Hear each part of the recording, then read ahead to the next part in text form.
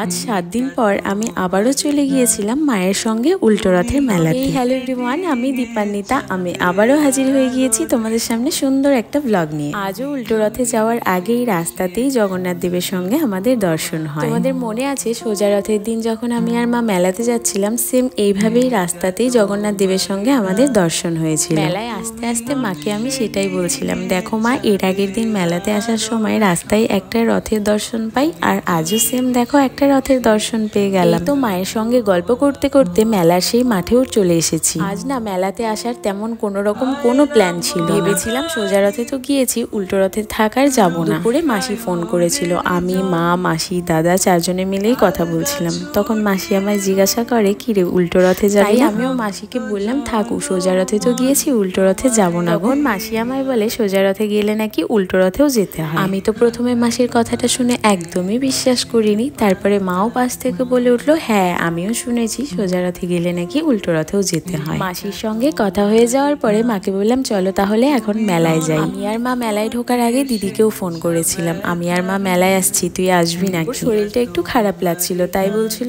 যদিও যাই তাহলে সন্ধ্যা সেই পরেই যাবো। তো আমরা মা আর বেটি দুজনে মিলে মেলায় একটু ঘুরে ঠুরে বাড়িতে চলে যাব। রথের মেলায় আসার একটাই উদ্দেশ্য, ঠাকুরকে পানকলা চিনি দেবো আর রথের দড়ি টানবো, তাছাড়া আর তেমন কিছুই নেই। আমার মাই হচ্ছে আমার প্রিয় বন্ধু, যেখানেই যাই না কেন মা ছাড়া কোনো উপায় নেই। তোমার খারাপ সময় তোমার হাত ছেড়ে সবাই চলে গেলেও মা কিন্তু কখনোই যাবে না। সত্যি কথা বলতে আমার মনের অনেক কথাই আমি মাকে শেয়ার করতে পারি এই ব্লগের মাধ্যমে, যেগুলো হয়তো সামনাসামনি কখনোই মাকে বলা হয়। যাই হোক, আজ তোমাদেরকে আমার মনের অনেক কথাই শেয়ার করে ফেললাম। মেলায় এসেই জগন্নাথ দেবকে পানকলা চিনি দিয়ে মা আর আমি মেলার এপাশ ওপাশ ঘোরাঘুরি করতে শুরু করি। আজকের মতো মেলায় ঘোরা মোটামুটি আমাদের হয়েই গেছে। এখন আমরা বাড়ির দিকে বেরোনোর জন্য আগাচ্ছিলাম। এর মধ্যেই মায়ের এই দোকানটার দিকে চোখ পড়ে আর আমায় দেখাচ্ছিল, দেখ পাখাগুলো কি সুন্দর। সত্যিই তো, এত সুন্দর পাখাগুলো দেখে কার না পছন্দ হবে বলো। একটা ঠাকুরের জন্য পাখা নিয়ে নিল, আর একটা যে ছোট্ট কিউট পাখা দেখলে সেটা আমি আমার জন্য নিয়ে নিলাম। লাস্টে এই পাখাটা কিনেই আমরা বাড়ির দিকে বের হই। রাস্তায় বেরোতে বেরোতেই চোখ পড়ে আর একটা রথের দিকে। এখানে প্রণাম করে মা আর আমি সোজা চলে আসি গুরুতে।